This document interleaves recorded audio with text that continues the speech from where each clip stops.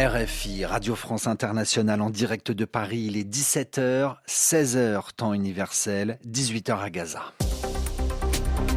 Le journal en français facile. Adrien Delgrange. Vendredi 8 mars, journée internationale des droits des femmes. En France, le président Emmanuel Macron a choisi ce jour pour symboliser l'inscription de l'interruption volontaire de grossesse dans la Constitution, où la possibilité et l'autorisation d'avorter. Retour sur cette cérémonie dans un instant. Donner à manger aux habitants de Gaza par tous les moyens. Après des largages de colis alimentaires par les airs, la présidente de la Commission européenne, que vous entendrez, espère par la mer l'ouverture d'une route maritime entre Chypre et Gaza dès dimanche. Et puis enfin, après 3 ans et demi de présidence à la tête des États-Unis, retour dans ce journal sur le bilan de la politique économique de Joe Biden, l'actuel président américain. Voilà pour les titres, soyez les bienvenus. Un soleil radieux pour une journée historique. De nombreuses personnes étaient réunies ce midi au cœur de Paris, place Vendôme, devant le ministère de la Justice, pour la cérémonie organisée à l'occasion du scellement de la loi qui inscrit l'IVG dans la Constitution. Une presse a été déplacée pour l'occasion, venue apposer le sceau officiel. Une empreinte incrustée sur le texte, ce qui permet d'authentifier la modification de la Constitution. Stéphane Geneste, bonjour. Bonjour. Vous avez assisté ce matin pour RFI à cette cérémonie. Le public était invité.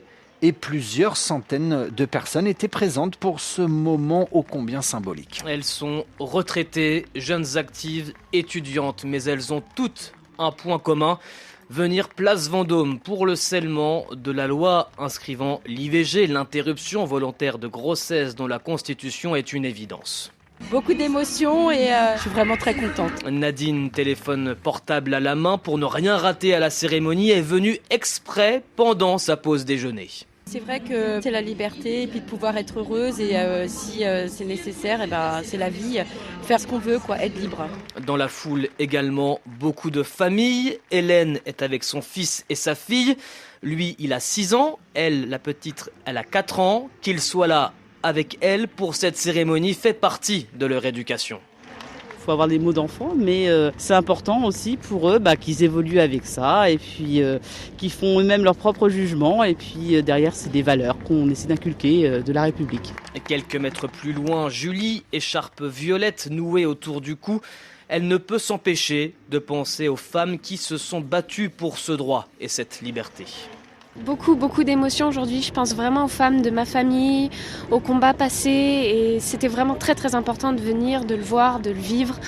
Et vraiment, ça va rester gravé dans nos mémoires, c'est sûr. Toutes ces femmes, anonymes, émues, fières et heureuses, se félicitent de ce symbole. Mais elles le promettent, elles marcheront dans les pas de leurs aînés, de leurs anciennes, pour continuer corps et âme à défendre ces acquis. Stéphane Geneste. Et puis en France, à l'heure actuelle, sous le slogan « Mon corps, mes choix, mes droits », plusieurs milliers de personnes manifestent à Paris, mais aussi dans plusieurs villes du pays à l'occasion de ce 8 mars. Une journée internationale des droits des femmes célébrée dans de nombreux pays du monde. Dossier à retrouver sur notre site internet rfi.fr. En mer Méditerranée, des bateaux chargés d'aide humanitaire pourraient accoster à Gaza dès ce dimanche. Des bateaux chargés de nourriture et de médicaments pourraient être donc débarqués après-demain. La présidente de la Commission européenne, Ursula von der Leyen, l'a annoncé. Ce corridor, cette route maritime pourrait être mise en place entre l'île méditerranéenne de Chypre, qui est séparée d'environ 400 km de la bande de Gaza. Nous lançons ce corridor maritime depuis Chypre ensemble, l'Union européenne, les Émirats arabes unis et les États-Unis. Nous sommes très proches de l'ouverture de ce corridor, avec un peu de chance ce dimanche. Ce corridor maritime peut faire une vraie différence dans la situation difficile des Palestiniens. Mais en parallèle, nous allons continuer nos efforts pour fournir de l'aide aux Palestiniens par tous les moyens possibles. Alors beaucoup de questions restent encore sans réponse après notamment cette annonce européenne. La nuit dernière, le président américain Joe Biden a lui ordonné à son armée d'installer un port ou une jetée provisoire sur la côte de l'enclave palestinienne. Gaza sous blocus, un blocus humanitaire aux conséquences dramatiques selon Jean-Raphaël Poitou de l'ONG humanitaire Action contre la faim. Les chiffres qui ont été publiés en décembre étaient alarmants sur le niveau d'insécurité alimentaire des populations, en soulignant que certaines poches dans le nord étaient au risque de famine avancée. On sait très bien que 3 mois après la publication de ces premiers chiffres, l'aide humanitaire n'ayant pas été augmentée, les conditions se sont dégradées, tant au niveau d'accès aux aliments, d'accès à l'eau potable. Les maladies se sont répandues, respiratoires, diarrhée et autres. L'accès à la santé est quasiment inexistant. Donc tous ces facteurs contribuent à accélérer des phénomènes comme la malnutrition infantile. Et on a déjà les premières images qui nous parviennent d'enfants en situation de malnutrition sévère, c'est-à-dire des enfants squelettiques, des images qu'on avait l'habitude de voir en Afrique. On les voit maintenant à Gaza, ce qu'on n'avait jamais vu jusqu'à maintenant. Des propos recueillis par Nicolas Falaise et nous en reparlerons ce soir dans le rendez-vous de la rédaction. L'actualité aux États-Unis, l'heure du bilan pour Joe Biden, le bilan de 3 ans et demi de présidence à la tête de la première puissance économique de la planète. La nuit dernière, il a prononcé ce qu'on appelle le discours sur l'état de l'Union. Pendant près d'1h30, le président américain Joe Biden a vanté, a parlé de manière très favorable de son bilan économique. Anne Verdaguet, bonjour. Bonjour. Alors revenons tout d'abord sur ce bilan économique dressé, présenté hier par le président américain. Et il est excellent. Oui, Adrien, avec 15 millions d'emplois créés en 3 ans, le taux de chômage est historiquement bas aux États-Unis. La croissance américaine, elle, est robuste. Elle s'affiche l'an passé à 2,5%, alors que les autres économies occidentales stagnent. Autre exemple, l'inflation américaine continue sa décrue. Elle est aujourd'hui retombée à 1,8%. Voilà pour les statistiques qui parlent d'elles-mêmes.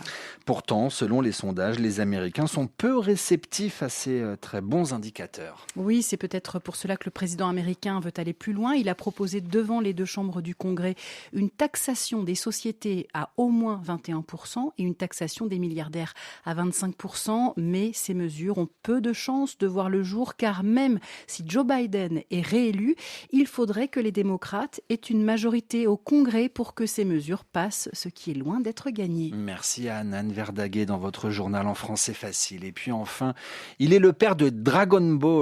Akira Toriyama est décédé à l'âge de 68 ans, créateur de séries mondialement connues, avant tout connu pour ce manga, cette bande dessinée japonaise intitulée Dragon Ball, un phénomène qui n'a pas échappé à la France. Isabelle Chenu. 1988, en France, l'émission pour enfants Le Club Dorothée diffuse pour la première fois un épisode d'un dessin animé déjà populaire au Japon, Dragon Ball. Dragon Ball, la quête finale, des 7 boules de cristal venues des étoiles. Le succès est immédiat et ne s'est jamais démenti depuis. Le héros, Sangoku, héritier d'une boule à 4 étoiles connue sous le nom de Dragon Ball, va connaître de nombreuses aventures se liant avec des amis qui le suivront dans son voyage. En créant son héros, Akira Toriyama, dont le manga s'est vendu à 260 millions d'exemplaires dans le monde, explique qu'il avait simplement voulu plaire aux jeunes garçons japonais sans forcément délivrer un message. Mais les thèmes universels de l'amitié et du dépassement de soi ont fait la fortune de nombreuses maisons d'édition à l'étranger, comme Glénat en France. La licence Dragon Ball a connu de nombreuses suites en 40 ans, Dragon Ball Z ou plus récemment Dragon Ball Super, touchant plusieurs générations. Elle a été déclinée au cinéma, en jeux vidéo, jeux de société, cartes à collectionner, figurines, un vrai phénomène de pop culture mondiale. Dragon Ball, la lutte infernale. Ainsi se referme ce journal, où que vous soyez sur la planète. Merci de l'avoir écouté.